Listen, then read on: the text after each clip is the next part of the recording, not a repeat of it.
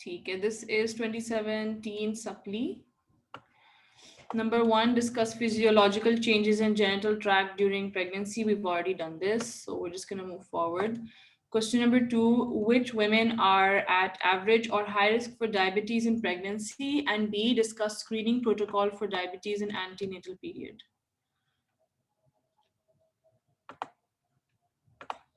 हाँ जी बताएं.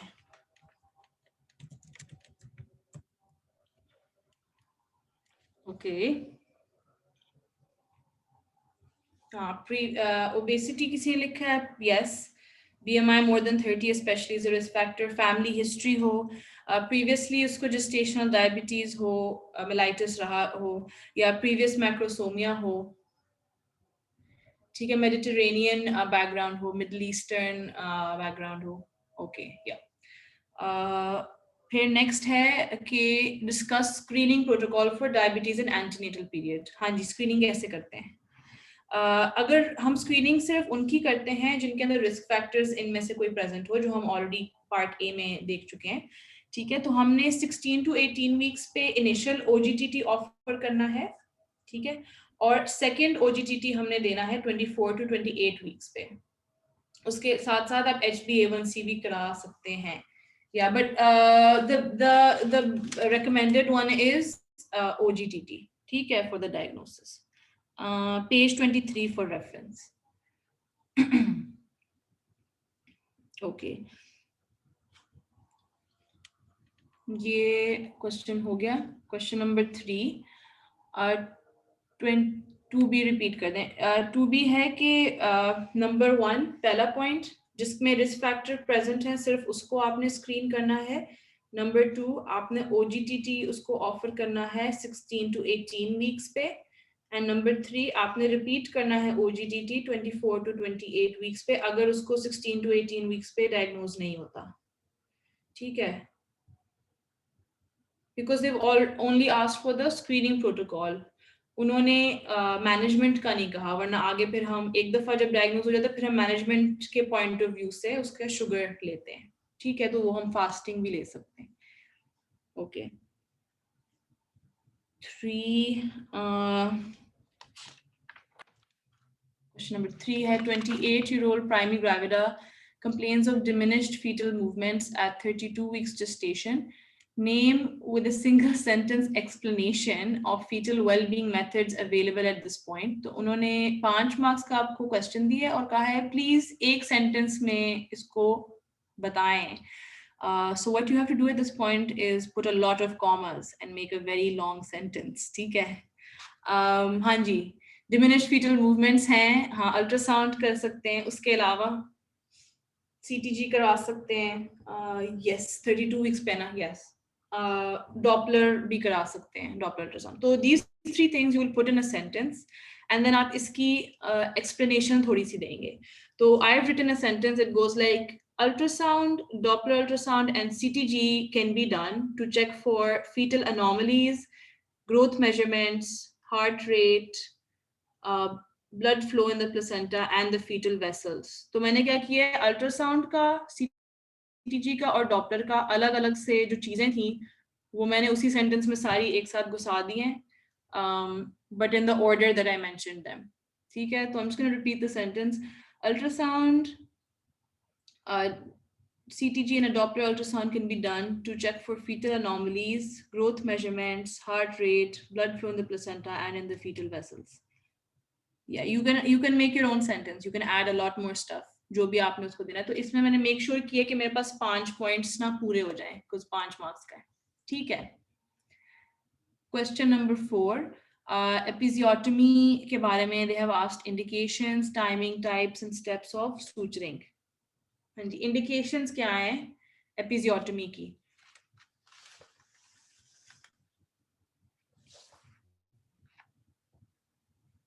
When do we do an episiotomy?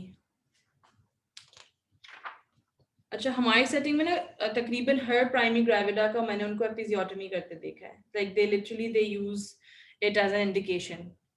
Okay. हाँ, somebody has said big baby, tight pelvis, prolonged labor, risk of rupture. हाँ, जब भी risk of rupture हो तो आपने यूज करनी है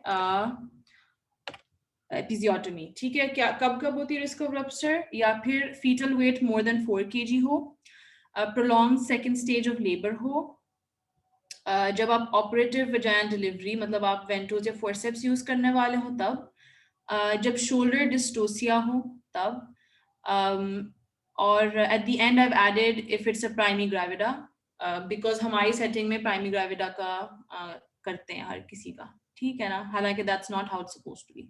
खैर, बी के अंदर टाइमिंग क्या है? When will you do the episiotomy?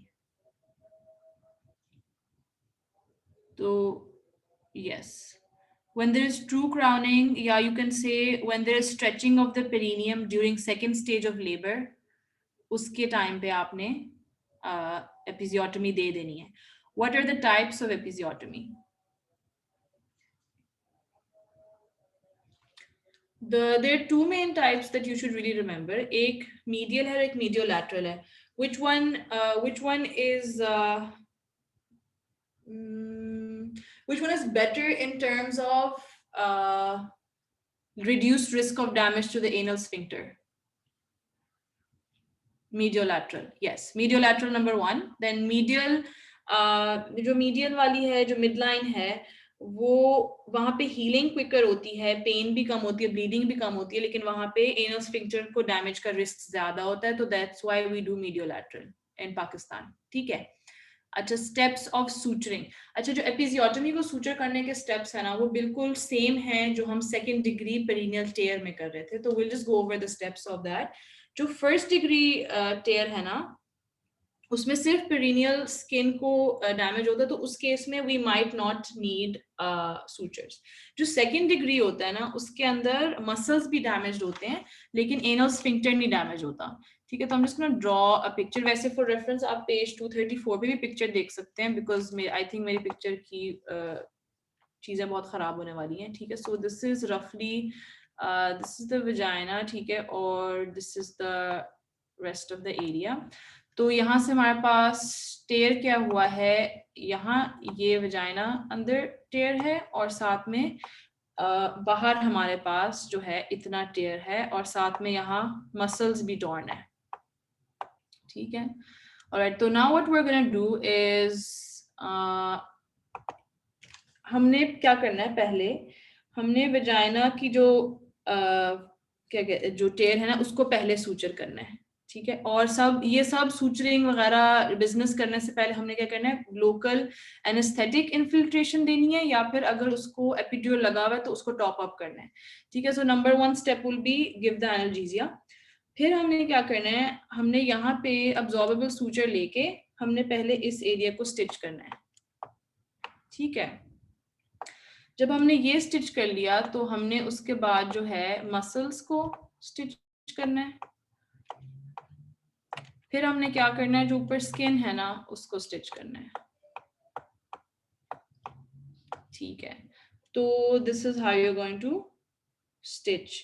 अब इन्होंने कहा है कि यहाँ अब्जॉर्बेबल जो वजाइन वाला, यहाँ अब्जॉर्बेबल सूचर्स यूज करें, और मसल के लिए वो यूज करें अब्जॉर्बेबल, और फिर स्किन के लिए नॉन अब्जॉर्बेबल, और इसको आप सबक्यूटेनियस सूचर्स भी कर सकते हैं, ठीक है। तो बेसिक आपको पता होना चाहिए। ओके, समबडी सेड कि इस तरह सीक्वेंस एमएमएस से याद रखें, mucosa, muscle and skin, yes, ठीक है। तो this is the step that you have to tell, and then उसके बाद आप ने स्किन क्लोज कर दी, और बस दैट्स इट। फिर उसके ऊपर आप पायोडीन वगैरह लगाएं, सफाई शफाई करें, ऑल ऑफ दैट, ठीक है। अच्छा, इंडिकेशंस रिपीट कर दें। Okay, sure. इंडिकेशंस पहले आप लिख दें, number 1 prolonged second stage of labour, number 2 operative vaginal delivery, number 3 macrosomic baby, fetal weight more than 4 kgs, फिर 4 shoulder dystocia, then 5 I've added primary gravida, and I'm pretty sure there's a lot more indications. इसके अंदर एक आप लिख दें anticipating perineal tear, कोई भी ऐसी कंडीशन होगी जिसमें perineal tear आपको लग रहा है हो जाएगा, उसमें आप करेंगे, ठीक है। Page number for this, episiotomy 235 पे लिखा है, ओके। ठीक है, question number 5. A 23-year-old primary gravida is treated as a case of rheumatic heart disease and had prosthetic valve at age of 10. Okay. She is 6 weeks by dates on examinations. She is NYHA class 2. कौन सी anticoagulant therapy use करते हैं pregnancy में, और 32 weeks पे उसको NYHA class 4 हो गया है, कार्डियक इशू हो गया है, और मैनेजमेंट प्लान बताना है. ओके, तो पहले तो हमने देखना है उसको प्रोस्थेटिक वाल्व है. प्रोस्थेटिक वाल्व वाले जब भी आपने बताया था ना, जब भी वाल्व का मसला है तो वो हाई रिस्क केस आपके पास आ गया है, और वो NYHA क्लास 2 है, मतलब उसको एक्सर्शन पे ब्रेथलेसनेस होती है. ठीक है. उन्होंने लिखा हुआ anticoagulant therapy best for her during pregnancy. इससे आप कंफ्यूज ना हो, best for anyone in pregnancy is low molecular weight heparin. ठीक है, इसका आंसर है लो मोलेक्युलर वेट हेपरिन. क्यों? बिकॉज जो दूसरी एंटीकोएगुलेंट्स है वो ट्रेटोजेनिक है और ये रिलेटिवली सेफ है to give in pregnancy, that is why. ठीक है.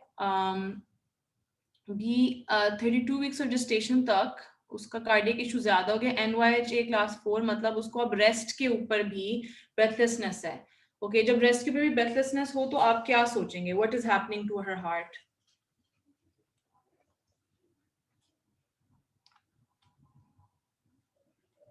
हाँ जी, फेलियर. एग्जैक्टली. ठीक है, तो you now you gonna think okay her heart is failing. अगर हार्ट फेलियर में लेडी है तो उसकी आप कैसे मैनेजमेंट करते हैं? ठीक है, think of the general things. अब कोई भी पेशेंट आपके पास हार्ट फेलियर के साथ आया, उसको एक तो आपने एडमिट कर लेना है. ठीक है, उसके बाद ऑब्वियसली आप उसको बेड रेस्ट करेंगे, उसको ज्यादा चलने फिरने को आपने मना करना है. फिर basically you can give the same drug therapy that you give in a normal heart failure person. ठीक है, आप डायूरेटिक्स दें, वेजोडाइलेटर्स दें, उसको डाइजॉक्सिन दें. ठीक है, और अगर जरूरत पड़े रिससिटेशन वगैरह की तो ऑक्सीजन प्लस मोर्फिन भी दे सकते हैं. ठीक है, जो अक्यूट हार्ट फेलियर की हमने मैनेजमेंट पढ़ी थी ना मेडिसिन में, वो बहुत लाइक सिमिलर या सेम आप दे सकते हैं. फिर आपने ईसीजी कराना है, आपने उसका एको कराना है, उसके साथ मदर के लिए ईसीजी और एको कराया, और बेबी के लिए क्या कराना है? Ultrasound and CTG. ठीक है. And then after that you're going to plan the delivery based on what you got on your ultrasound and CTG के ऊपर अगर आपको fetal compromise मिल रहा है तो फिर आप उसको, अभी वो है 32 वीक्स पे है ना, तो फिर आप उसको स्टेरॉइड प्रोफाइलैक्सिस देंगे, और you might want to move towards C section or whatever it is. बस you can just write plan her delivery. ठीक है, तो number 1 हो गया admit, number 2 हो गया oxygen plus morphine, if there is requirement for resuscitation you do that. फिर 3 diuretics, vasodilators, digoxin. फिर ECG and echo करानी है, फिर fetal ultrasound and CTG करानी है, and then you have to plan the delivery. ठीक है ना? ये पेज 157 पे है.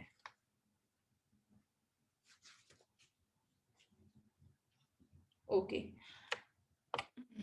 Question number 6.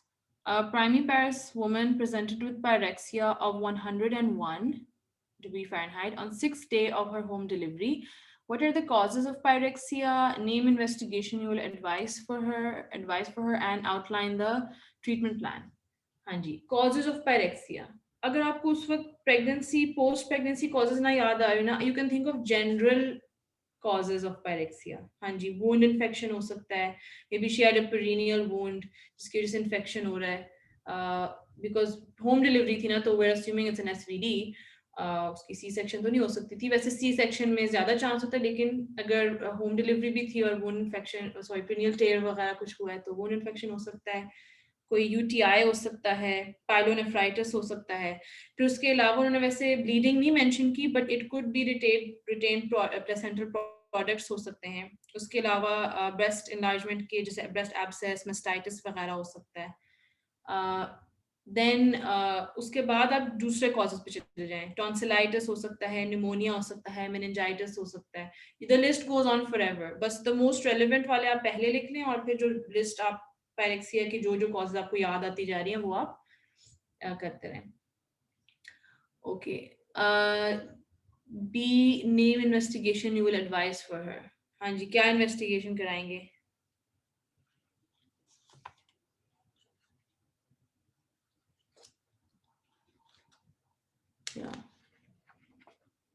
You can do page, अच्छा पेज इसने कहा है 281 है, हाँ पेज 281 पे,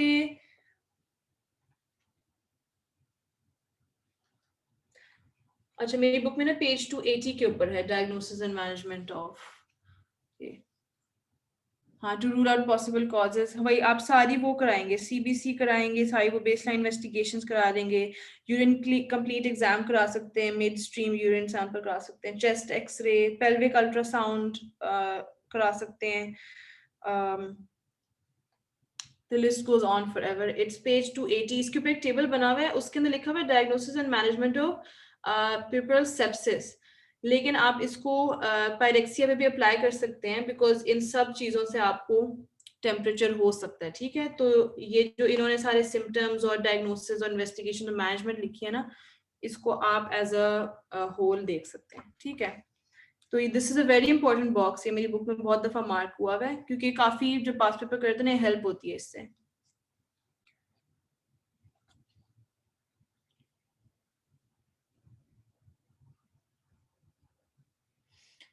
ओके, आउटलाइन ट्रीटमेंट प्लान, क्या करेंगे ट्रीटमेंट के लिए?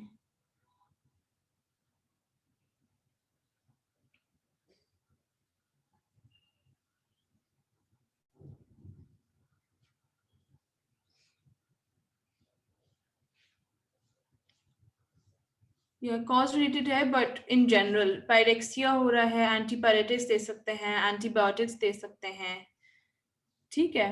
तो दिस इज लाइक जो आप जनरल सी चीज लिख दें, ठीक है। उसको आप उसको थोड़ी देर एडमिट कर सकते हैं to rule out all the causes of pyrexia, ठीक है।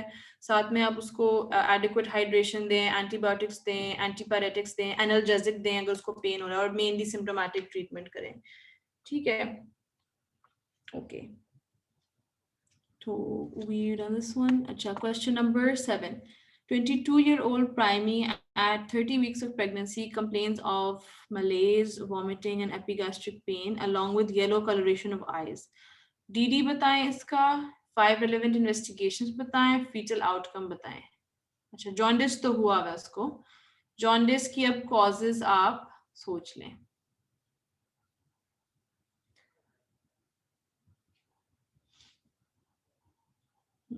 आप मेडिसिन वाली भी सारी कॉजेज सोच सकते हैं, और प्रेगनेंसी में जो आपको इसके साथ एसोसिएटेड है ना, what I would consider is this is a classical presentation of HELLP syndrome, ठीक है। बिल्कुल लिटरली यही लाइन, मैं आपको पेज बता देती हूँ, पेज नंबर है 136, जो बॉक्स बना हुआ है ना हेल्प सिंड्रोम का, बिल्कुल सेम लाइन उसमें लिखी हुई है कि women with HELLP syndrome typically present with epigastric pain, nausea and vomiting, ठीक है। फिर उसके अलावा आप जो है दूसरे causes, acute hepatitis, acute viral hepatitis हो सकता है, अक्यूट कॉलिसिस्टाइटिस हो सकता है, गॉल स्टोन हो सकते हैं, मलेरिया हो सकता है, ऑब्स्टेट्रिक कॉलिस्टेसिस हो सकता है। फिर उसके नीचे आप सारे ये दूसरे जॉन्डिस के कॉज लिख दें जो आपके ब्रेन में आए, लेकिन टॉप पे हेल्प सिंड्रोम लिखें, ठीक है। बी, फिर enumerate 5 relevant investigations. This is AFLP. I'm sorry, what is acute fatty liver of pregnancy you mean? हाँ, आप डिफिनेटिव डायग्नोसिस नहीं दे सकते अभी हेल्प का, आपने भी लाइक LFTs वगैरह और प्लेटलेट्स चेक करनी है, I agree, but I was just telling you कि जब मैंने बुक के अंदर जो रीडिंग की थी सारी, तो अक्सर ऐसा होता है ना, वो लाइन दे देते हैं सेम लाइन, और वो एक्सपेक्ट करते हैं कि हमें मैजिकली जो है उसका आंसर पता होगा, तो ये लिटरली सेम लाइन लिखी हुई थी बुक में हेल्प सिंड्रोम के लिए, दैट्स व्हाई। ओके, अच्छा चलें, 5 रेलिवेंट इन्वेस्टिगेशंस क्या हैं? LFT जरूर करानी है पूरी, आप एक तो CBC से स्टार्ट करें, फिर प्लेटलेट्स चेक करनी है, LFTs चेक करने हैं, कोएगुलेशन प्रोफाइल करा लें, बिलिरुबिन करा सकते हैं, वायरल मार्कर्स करा सकते हैं, अल्ट्रासाउंड एब्डोमेन करा सकते हैं, एल्ब्यूमिन के लेवल्स करा सकते हैं, ठीक है। So these are all the investigations that you can do, ठीक है। C के अंदर how is the fetal outcome affected? अच्छा, जब भी कोई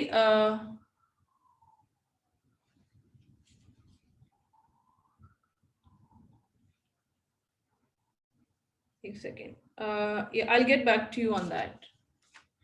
fetal outcome effect कैसे होती है इसकी ना poor fetal outcomes होती हैं there is a very high rate of fetal loss and preterm delivery miscarriage ये दोनों का rate बहुत high होता है ठीक है तो you can just write fetal outcome becomes very poor